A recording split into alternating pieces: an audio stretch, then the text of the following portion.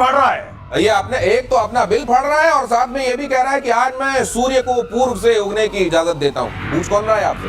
Cease fire के बाद Iran में भी जीत का जश्न। तेहरान में लोगों का सड़कों पर जश्न, पोस्टर बैनर झंडे लेकर सड़कों पर उतरे लोग, इजराइल को युद्ध में हराने का दावा। ये देखिए, ये मैं ये सोच रहा हूँ कि हारा कौन है इस युद्ध में? नहीं देखिए, मैं एक बात बताऊं आपको, ये बिल्कुल पाकिस्तानी चीज हो रही है ईरान के अंदर। हर जगह पोस्टर लगवा दो, ईरानी कह रहे हैं हम पे हमला हो गया, ईरानी हर जगह गिड़गिड़ा रहे हैं, यूनाइटेड नेशंस में कह रहे हैं कि रोको रोको रोको, सब जगह रोको रोको, हाथ पैर जोड़ रहे हैं, फिर कह रहे हैं हम जीत गए जीत गए। ये पाकिस्तानी ब्लड है थोड़ा बहुत इनमें, मैं बता नहीं, लेकिन मेरे को एक चीज लग रही है सर, नहीं है, नेबर का असर है। नेबर श्रीवास्तव, मैं एक ऐसे लड़के को जानता हूँ जो फेल हो जाता था, सप्लीमेंट्री आती थी उसकी, तो जाके पड़ोसियों को पहले मिठाइयां बांटना शुरू कर देता था। मैंने पूछा क्यों?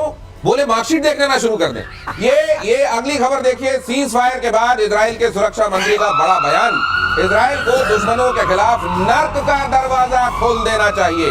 खोल देना चाहिए मतलब अभी तक खोला नहीं है, ये वहां पे रियलाइजेशन है कि जो काम था वो अधूरा रह गया। अधूरा तो है, बिल्कुल सही कह रहे हैं। बेन ग्विर इतमार ने ईरान में सत्ता परिवर्तन की वकालत की। पीएम नेतन्याहू के बेहद करीब बेन ग्विर इतमार कह रहे हैं सत्ता परिवर्तन होना चाहिए। ट्रम्प कह रहे हैं सत्ता परिवर्तन से तो अराजकता आ जाती नहीं, और ट्रम्प एक बार ये कह रहे हैं कि अराजकता आ जाती है, दूसरी बार कहते हैं मेक ईरान ग्रेट अगेन। ये दोनों चीजें ट्रम्प कह रहे हैं। देखिए, ट्रम्प का भी अच्छा है, उसको दोनों हाथ में लड्डू चाहिए, कभी ये खाएगा कभी ये, उसकी मर्जी है, उसको जैसे पहले नोबेल मिल जाए वो उसको मतलब दैट्स ओके। नहीं, लेकिन एक चीज है, आप जिसको भी बताइए, आपको कितना विश्वास है कि जो ट्रम्प बोल रहे हैं कल भी वही बोलेंगे? नहीं, ये तो उनको भी खुद को भी भरोसा नहीं है। वो कहता है ना कि मुझे खुद नहीं पता मैं क्या करने वाला हूं, मैं क्या बोलूंगा। ये वो ट्रम्प के साथ है, मुंह है कि मानता नहीं, वो कभी भी कुछ भी बोल सकते हैं। लेकिन सवाल एक है, वो तमाम कंट्रीज जिनकी तरफ ट्रम्प की, अमेरिका की नजर चली जाती है, ट्रम्प के खास तौर से, मेक फलाना ग्रेट अगेन, अब हाथ जोड़ लेंगे भाई साहब, हमको ग्रेट नहीं बनना। ये यूक्रेन को ग्रेट अगेन, ये अफगानिस्तान ग्रेट अगेन, ये सब अब ईरान ग्रेट अगेन। अगली खबर देखिए, ईरान में सत्ता परिवर्तन की इजरायली डिमांड के बीच अमेरिकी प्रेसिडेंट ट्रम्प का एक और बयान लीजिए। मैं ईरान में सत्ता परिवर्तन, यही मैं कह रहा था, नहीं चाहता सत्ता परिवर्तन, अराजकता लेकर आता। ईरान के पास बहुत तेल है, वो बेहतर कर सकता है। देखिए, मतलब दुनिया भर की बातें करने के बाद तेल, वो उसको वो अपना भला खुद कर सकता है, फलाना कर सकता है, अराजकता फैलेगी, तेल, उसके बाद तेल बहुत अपना अच्छा करता है, सीधे बोल देते भाई साहब तेल। इनको यूक्रेन में क्या दिख रहा था? मिनरल्स।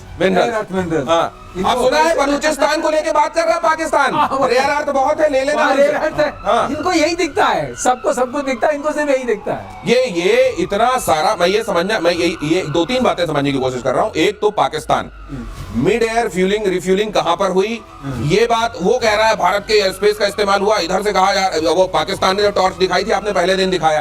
क्या ईरान को ये पता नहीं कि खुशियां जरूर मना रहे हैं लेकिन मेरे हितैषी नहीं है पाकिस्तान के लोग? बिल्कुल सही है, बिल्कुल पता है, और ये इनके ऊपर एयर स्ट्राइक कर चुके हैं, और इनको ये पता है कि जो बलूचिस्तान वाला मसला है उसमें ये भी शामिल है। तो सब मिला जुला के पाकिस्तान से ईरान बहुत सावधान और सतर्क रहता है। ये उम्मा की बात चल के जितनी बात हो जाए, और आपने वो भी देख लिया उम्मा कैसे चलता है, ऐसे चलता है कि वो जाके बेचा है सब कुछ, अब आके यहाँ बोलने लगी। जब लोगों ने विरोध किया तब मुनीर जी ने मुनीर ने मुंह खोला। आपने सुना कभी?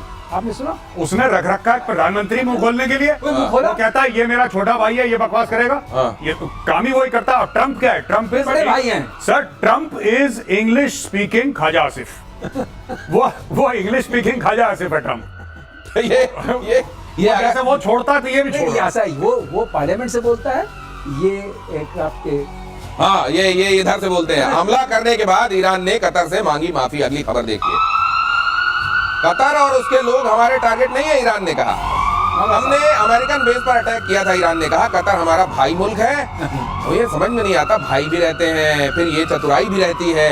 कतर के शेख ने फिर से ईरान की आलोचना की। कतर पानी पी के गाली दे रहा है, ये कह रहे हैं नहीं, हमने तो केवल वहाँ उसको अमेरिकन बेस को निशाना बनाया था, और वहां पर कतर को कहते हैं, ये भी इन्होंने पहले बता दिया था कि भाई देख, एक मारना पड़ेगा। और अमेरिका को भी ये फोन कर दिया, इज्जत की बात, क्योंकि वहाँ तमाम जगह पर लोग ये कह रहे हैं कि हमको तो मालूम था, हमको पहले कह दिया था कि इस जगह से दूर रहना। जब कुछ साल पहले इन्होंने अमेरिकन ने कासिम सुलेमानी को मारा बगदाद एयरपोर्ट के बाद, तो गाड़ी में जा रहा था, ऊपर मारी, हेलफायर खत्म कर दिया कासिम सुलेमानी, जो कुड्स फोर्स का हेड था। तब आपको पता है दिनेश, तब भी जब ईरान ने बोला कि अब हम छोड़ेंगे नहीं और हम मार देंगे जान से, बड़ी लंबी चौड़ी इन्होंने स्पीच दी, बहुत लंबी चौड़ी स्पीच दी। उसके बाद चुपचाप अमेरिकन को फोन करा कि इस फलाने बेस पे इतने बजे हम मिसाइल मारने वाले, देख लेना भैया तुम्हारा खाना तुम दिल दो, हमारा खाना हम दिल देंगे। अमेरिकन हट गए वहां से, वहां पे बम बम गिरे, कुछ उन्होंने उड़ा दिए पहले ही, कहानी खत्म हो गई। एक अमेरिकन कुत्ते को खरोच नहीं आई। इंसान तो बहुत बड़ी चीज है, अमेरिकन कुत्ते, क्योंकि उनके केनाइन यूनिट्स भी रहती हैं, इसलिए कहता हूं वहां पे एक कुत्ते को खरोच नहीं आई। ये है ईरान की बमबारी। तो ये सब पहले बता देते कि इनको पता है कि अगर कोई अमेरिकन मरा तो फिर रजीम चेंज कर देंगे। तो अगर आप ये समझते हैं कि केवल क्रिकेट में मैच फिक्स होता है तो फिर से सोचिए, ऐसे खतरनाक मैच भी फिक्स हो सकते हैं कि अगली खबर देखिए, अमेरिकी हमले पर पाकिस्तान ने ईरान को दिया धोखा, हमले की पहले निंदा की फिर बैकफुट पर आया। राष्ट्रीय सुरक्षा समिति की मीटिंग में अमेरिकी हमलों का जिक्र नहीं, निंदा को चिंता व्यक्त करने वाला कदम बताया। निंदा टू चिंता, फ्रॉम निंदा टू चिंता व्यक्त करने वाला, ये बिल्कुल चिंता, पहले निंदा करी, फिर उन्होंने चिंता व्यक्त अभी करी। आपको मैं बता रहा हूँ, इसके बाद ये चिंतन करेंगे। नहीं सर, एक चीज और, निंदा चिंता चिंतन, ये निंदा चिंता चिंतन जो करते हैं, इसी चिंतन में ये लोग कई बार ट्विटर में कुछ लिख देते हैं और वहां लिखना कंडेम ही चाहते हैं, और उसके बाद दुनिया कहती है, जब इनको बताती है भाई साहब एक बार होश में आओ, जरा क्या फूक के बैठे हो, फिर उसके बाद उसको सुधारते हैं। तो ये देखिए सिंपल सी बात है, जो इनकी नेशनल सिक्योरिटी कमेटी की मीटिंग हुई थी, वहां पे लोग कह रहे थे कि अब आसिम मुनीर उठेंगे और अब आसिम मुनीर बोलेंगे कि अमेरिका तुमने बहुत, वो तो नमक खा के आया व्हाइट हाउस से, वो नमक खाकर आया, गोली नहीं खाना चाहता, वो गोली नहीं खाना चाहता, वो किस मुंह से करेगा। तो ये नेता जो इन्होंने नेता वेता पाल रखे हैं कि तुम जैसे हमारे नहीं होता कि नेता सामने चलते हैं तो छोड़ भैया नेता पीछे चलते हैं, जिंदाबाद जिंदाबाद नेताजी जिंदाबाद, ठीक है, तो बबलू भैया जिंदाबाद टाइप के, तो ये चलते हैं आगे आगे। तो इसने छोड़ भैया नेता पाल रखे हैं। अब वो छोड़ भैया नेता कह रहे हैं ईरान को कंडेम करते हैं। आसिम मुनीर ने बोला तुम्हारा दिमाग खराब है, तुम अमेरिका को कंडेम करोगे तुम्हारी औलाद। फिर उन्होंने चेंज करा, बोला नहीं हमें फिक्र है यार, ईरान पे बम मार दिया, ज्यादा मार दिया, कंसर्न अबाउट।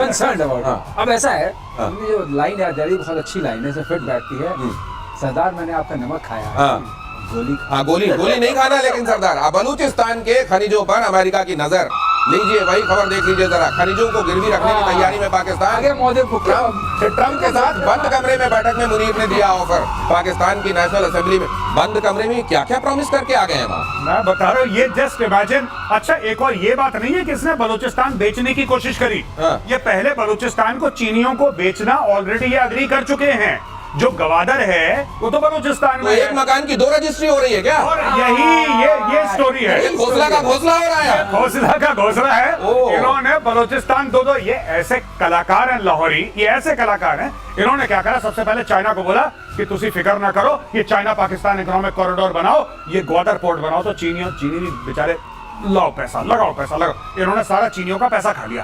अब जब चाइना ने बोला कि नहीं यार हमें तो मार रहे हैं बलोच लिबरेशन आर्मी ठोक रही है हमें, हमारे इतने दर्जन भर चीनी इंजीनियर मार दिए, अब हम चाइना पाकिस्तान इकोनॉमिक कॉरिडोर में और लागत नहीं लगाते, हम नहीं डालेंगे पैसा, पहले तुम अपनी सिचुएशन सुधारो। तो उसने बोला यहाँ से तो देखो, यहाँ से दूध आना बंद हो गया। तो फिर ये गए ट्रंप के पास, सर ऐसा है कि एक जगह है बलूचिस्तान, आपने नाम तो सुना ही होगा, क्या सर बड़े मिनरल है वहां पे, बड़े।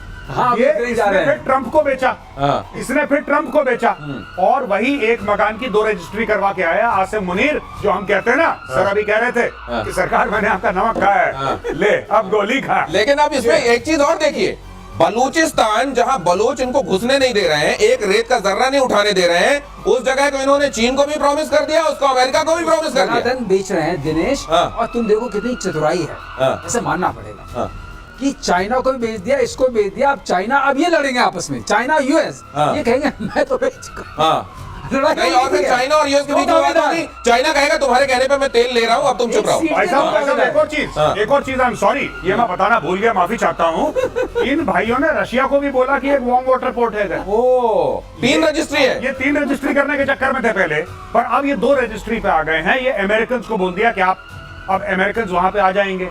तो ये देखिए, अब ना चाइना के साथ वो रिश्ते नहीं रहे पाकिस्तान के जो पहले थे, क्योंकि पाकिस्तान ने जितना बेवकूफ बनाना था चाइना को बना लिया, इन्होंने खूब पैसे लूटे। अब चाइना कह रहा है कि यार मैंने तुम्हारे $30 अरब डाल दिए यहाँ पे, $60 बिलियन डाले चाइना। सर वो पूरे 60 इन्वेस्ट नहीं हुए, अभी टोटल बजट था कि $60 अरब हमें डालने हैं, चाइना पाकिस्तान इकोनॉमिक कॉरिडोर के 30-35 अरब डाल चुके हैं, इसमें भी कई लोग खा चुके हैं। अब चाइना इनसे अकाउंटेबिलिटी मांग रहा है, चाइना कह रहा है कि यार कहाँ गए वो पैसे? हिसाब दो। हिसाब दो। हाँ। अगर तुमने प्रॉमिस करा था कि हमारे बंदे नहीं मारे जाएंगे, हाँ।